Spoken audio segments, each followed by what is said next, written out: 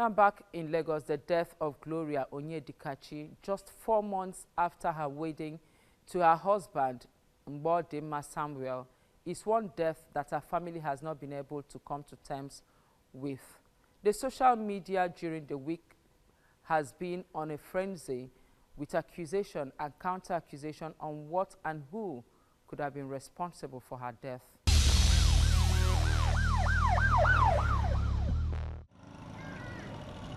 Arriving at the Cotton area of Lagos where the couple lived before the unfortunate incident, it was obvious those living on their street weren't aware such an incident happened during the week. At last, we met this lady who took us to the compound where Gloria Onyedikachi Obinna and her husband, the man she called Treasure, Mbodima Samuel, lived until her death. After much persuasion, neighbors agreed to speak only if their faces were going to be protected. With that deal sealed, they spoke on the couple. I can't really say much about them because they just moved in. It's not even up to 2-3 months that they moved into the compound. I was in my own apartment. Nobody here heard anything. So it was not until Sunday evening, their neighbor came to call on me that I should come downstairs, which I did. The guy now said he lost the wife. I was like, wife, lost. I can't even comprehend what he was saying. So he now said wife. I now said wife. Okay, I said the lady I used to see in your apartment. He said she's dead. Dead. What happened? She said, the guy now said he went out on Saturday evening to barb his hair after the Nigerian march. So on getting back to the house, he met her on the floor. And the first thing that came to his mind was to take water, which he ran into the bathroom, bring out water, pour on her, and she jacked up. Then he immediately rushed her to the car and drove to the hospital. So before they get there, I think he took her there, BID. Kind of went to my kitchen since I share almost the same flat with them. And I heard faintly the lady's voice saying, "Help me, I'm dying, help." And like, I think she's pregnant. And one day, my sister rushed them to the hospital because of the pregnancy or what. So when I heard her like that, I heard the opening of the door. And then I heard the opening of the car. So I just said, oh, maybe the stomach had started again. So I didn't really bother to know anything. So I went. And I was surprised. Just yesterday I heard that she's dead. I don't know. I was surprised to see on social media that they said it's some domestic violence. And I don't know. But if they fought, definitely I think we should have heard some voices. We also met the guy who gave the husband, Mbodima Samuel, a haircut that fateful Saturday. That is on Saturday. There's Nigeria and that Croatia was playing ball. I didn't know. So when we watched the match finish, I saw the man coming outside in his house. He couldn't meet me. I went to my sister's house to come and watch the ball. So how are you going? He went to go and barb his head. I went to go and barb his head. And I didn't know. Even me and them, they are talking about the ball, that how the boys think. And the man don't even be like that whether there is something is happening. Still in search of more information, we headed to Unity Estate, where reports say Samuel's father lived. According to reports on social media, Samuel was alleged to have driven the body of his late wife to his father's house that night. All effort failed as our crew couldn't get anyone to speak with. As the controversy surrounding the death of Gloria continues, we will endeavor to get updates.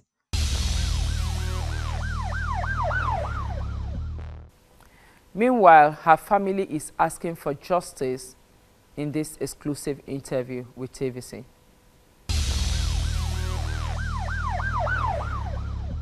On the Saturday, which is 16th, the husband of Gloria, which is Samuel Mbodima, called me by around 11 o'clock, telling me that Gloria is dead. Then I asked, what is the problem? He said he fell and died. Did he give you details? He doesn't give me details. I said, okay. Then what I did that time is to call my brother at Lagos. Before then, was there any quarrel? What did Gloria tell you anything? She used to call us and tell us the problem that his husband's father and 2 sisters have been troubling her. That have been painting her, be calmed. Very soon, as we are going to your service, very soon you'll come back and get job. Then all this problem will be over. Was she living with any of her in-laws? When she married newly, she lived in their family house. Okay. This is when this problem is coming off and on. I called the husband. Please see to it. She told me, the husband told me that I've got a house. They have already got house and they are parking there. Okay. When they reached to that place, my daughter told me that there's no light. That's why it's Tuesday, but my daughter told me that you're going to manage to avoid trouble. You're going to manage there to avoid trouble. Eventually they put light. Just 1 month and some 2 weeks, they are back to that place. Okay. Saturday, Gloria could not come here on Saturday. But on Friday, is what I call on her. He said, how are you? He said, fine, Daddy. I said, don't forget July that we are going to your service at Ogun State. He said, Daddy, you know. He said, Daddy, why do I put my mind there? I said, yes, because the agreement between me and you that you must serve. I want you to be the first graduate in my house before other ones are coming, and you have been trying. That's why you do school of nursing, you pass it, I put you again for the school of lab, that you will continue. And God so kind, you tried and you come out. I want you to serve. You are married, I thank God, but service is what I spend money for. He said, okay, Daddy, we'll do that. That's what we discussed on Friday. It is around 11 o'clock, the husband now called on me that Gloria, I said, who is in the line? He said, he, somewhere, Nonye. I said, what is wrong? What's wrong? He said that Gloria is dead. I said, what are you talking dead? Are you talking miscarriage? Which one are you telling me? He said, he's dead, confirmed by doctor. I said, okay, what is wrong? He said, he failed. That's where we stop. Then I have to call my brother at Lagos. So early morning, I think he got through to Samuel, and Samuel sent the 2 addresses where he lives and where the family, what they call family house. So on my own side, I had to send message across to my family members. About 9:30 on that Sunday, that's 17th, we were all there. We were gathered there. So when we went inside that place, we asked to see the body of Gloria.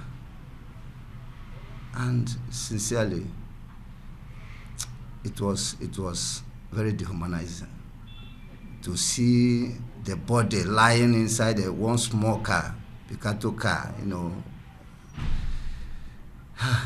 My people could not take it.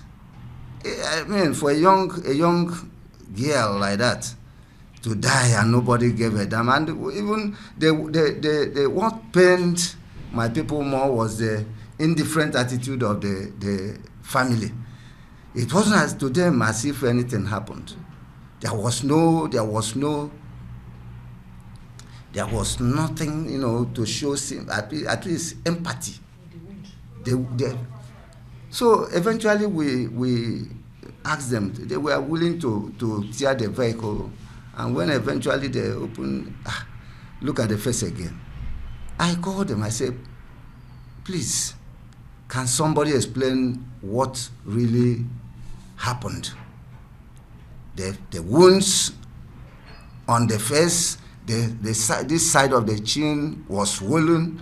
There are marks, you know, wounds, you know, all over. And what Samuel could tell me was that, she fell down. She fell. I said, sure. I said, there's no way somebody could fall, no matter how rough that place is, to give those. The explanation did not sell. And they know, because each of them were giving, contradictory statements. The father was saying a different thing, the sister were saying a different thing, all they were saying, please, please, please, don't be angry, please, don't be angry. I said, don't be angry in this kind of situation. That was what we saw, on that fateful day. So that was the only explanation Samuel gave? Samuel gave the explanation that, because I asked him, where was she when you were watching the football match? Was in your house you were watching the football match? He said, yes. Then, after the football match, he said he went to shave. Me, I thought to shave was in his, maybe, bedroom. But the impression I was getting was outside. I said, who could be outside at that time of the day to do commercial shaving and all of them? That it was when he was coming back to his apartment that he now saw Gloria outside the house. I said, what was Gloria doing before this time? She was sleeping. What could have brought Gloria out at about 11 p.m.? Somebody that was from his own statement, that was vomiting and throwing out and all of them. I say, even if somebody was throwing out, that is symptom of pregnancy. What's wrong about it? Did he tell you why he took the body from his place to the father's place? What did he tell you transpired? That the body had to sleep inside the car till the next day?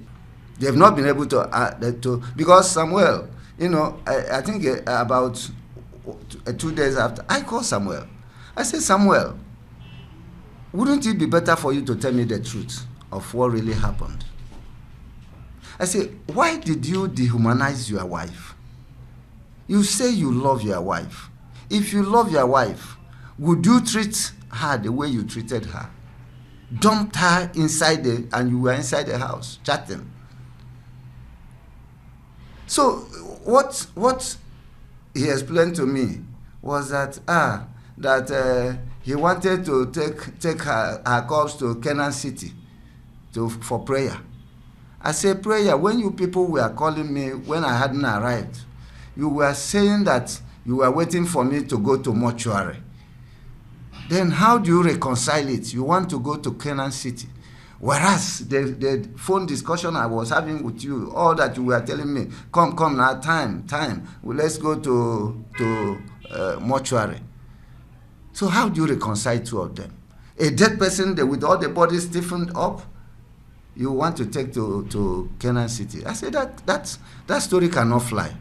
And the community, the Arundizzo community worldwide, is not happy about what we saw.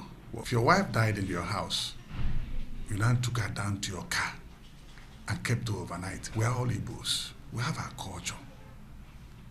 That girl should have been laid in a bed. So something was done. The hatred was displayed.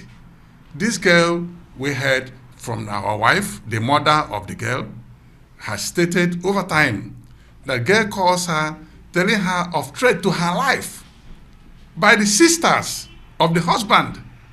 At one point, we are told the father-in-law slapped her over food issues in the house. They felt maybe the boy married wrongly or whatever their notions may be. I don't know. But the point is this, that they never welcomed that girl to their house.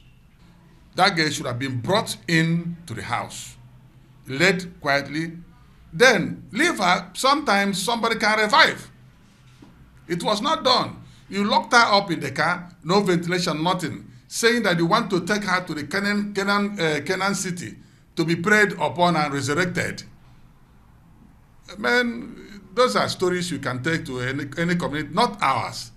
Arundizzo community will have what it takes to get justice for this girl.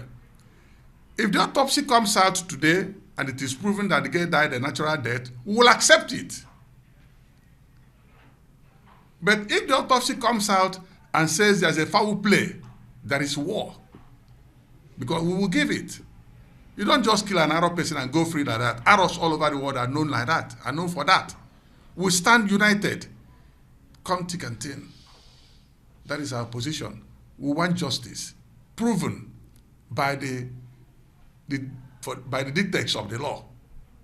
Autopsy by a recognized pathologist in a government institution, not anyhow.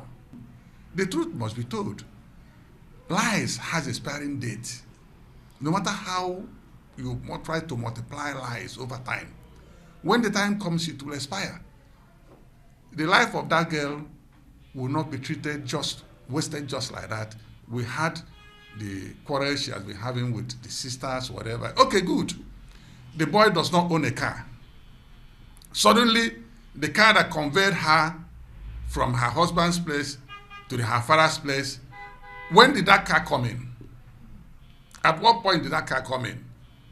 You were staying with your wife, the girl fell, was having seizures. You never called your father-in-law or your family, your wife's family, to intimate them.